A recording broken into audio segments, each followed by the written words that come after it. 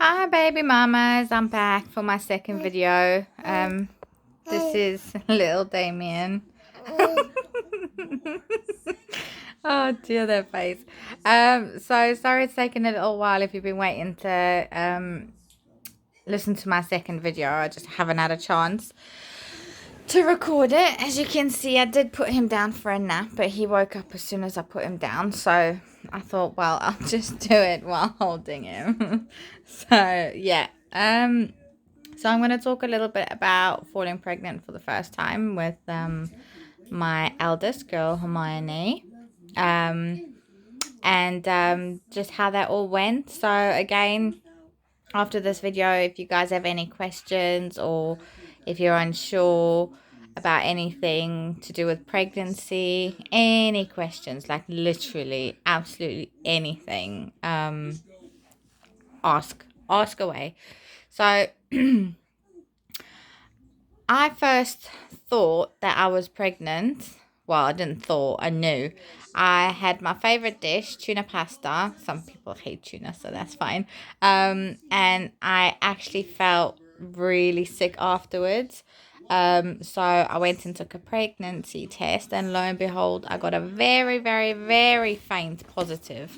So I was super excited. But a few weeks before that, I got a tiny, tiny, tiny little drop of blood, like literally a pinprick. I wouldn't have even noticed if I wasn't looking because I was so obsessed with finding out if I'd fallen pregnant or not. You know, you buy like a million pregnancy tests, and you're constantly checking for the tiniest little signs. But yeah, so some women get hello. Some women get a little bit of implantation bleeding. Some women don't. I only ever got it with my first pregnancy. Oh no, I got it with this one who was an oopsie, which made me think, oh my gosh, no, am I pregnant?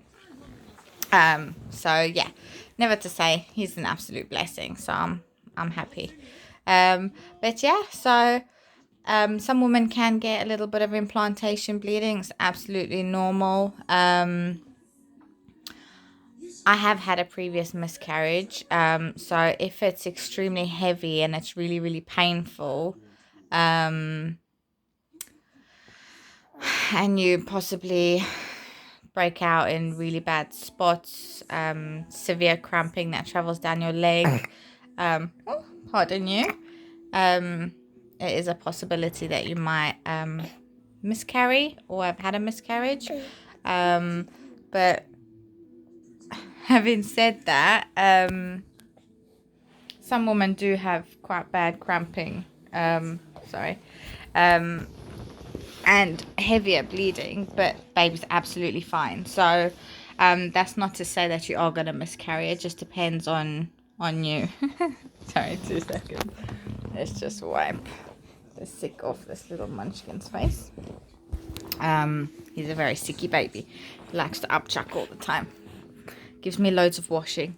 Yeah, so yeah, that's not to say that you're gonna miscarry, but it is a possibility because that's what happened with me. I felt really, really ill.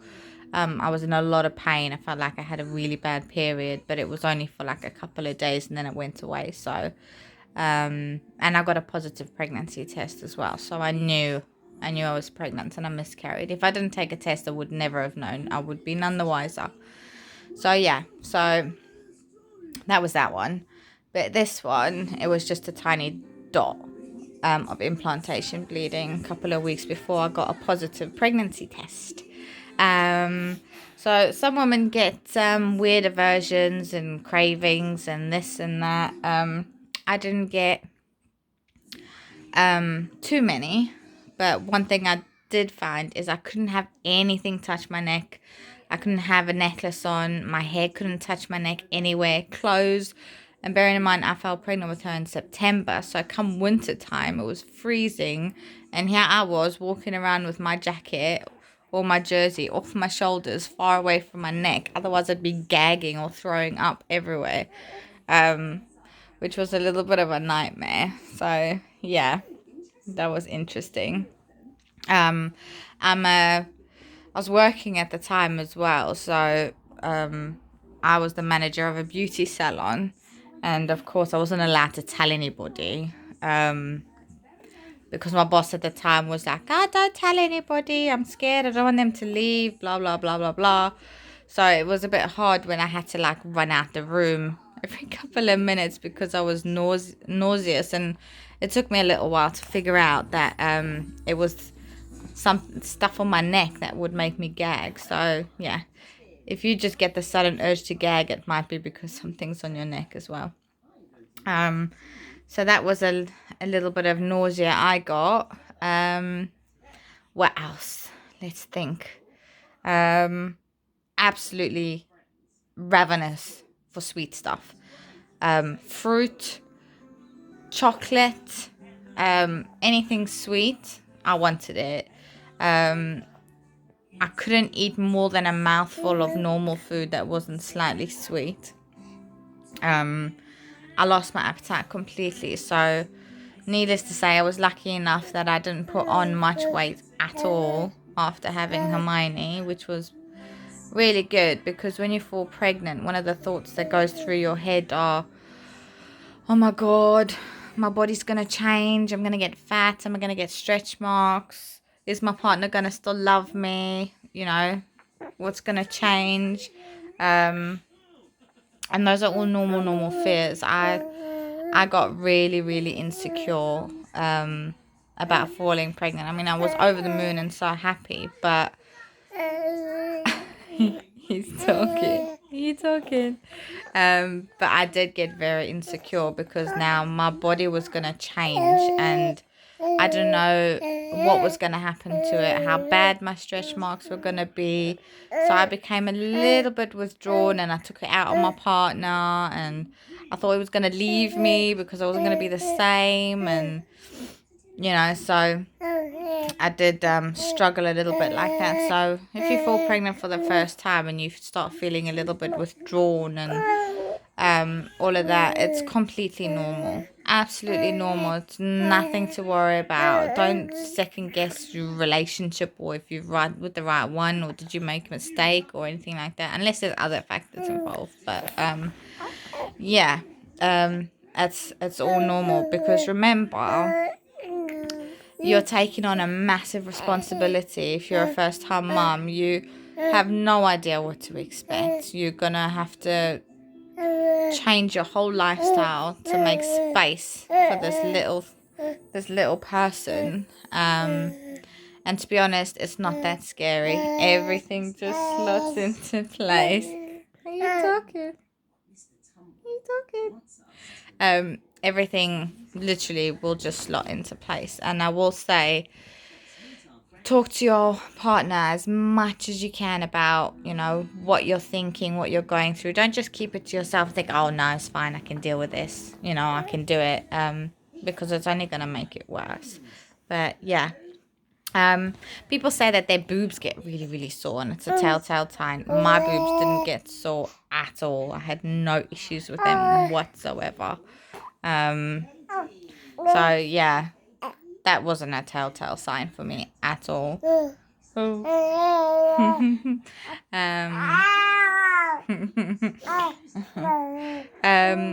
What else can I say?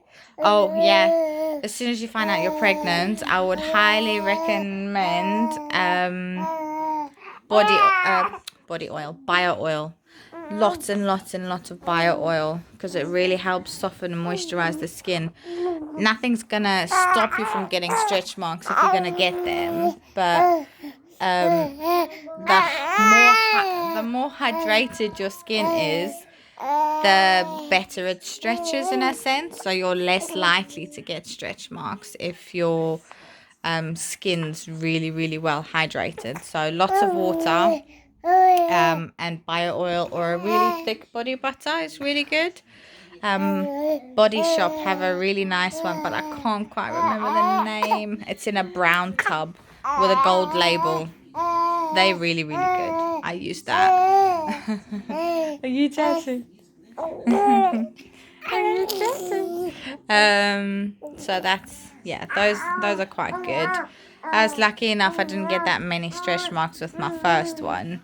But my third one absolutely ruined me, so that wasn't ideal. But you know what? There's so many people out there that can't even conceive or have a baby, so I'll take stretch marks any day. So yeah, another thing that you know, you're making me lose my train of thought, mister. Yeah, you are.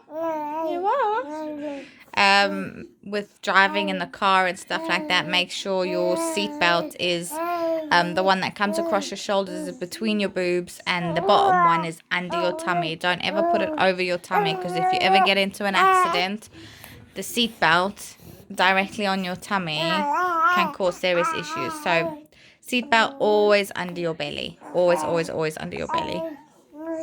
So that's another little tip. Make sure you take your folic acid as soon as you find out you're pregnant until you see your GP, and then they can obviously recommend with what to go for. Pregnant care is really good, but they are a bit more expensive. But there are other no-name ones you can take if you want to. Again, just ask your GP about all of that. He's having a fat conversation. So yeah, that's a little bit of insight onto the beginning stages of falling pregnant for the first time, and what I experienced with regards to spotting and anything like that. So if anybody has any questions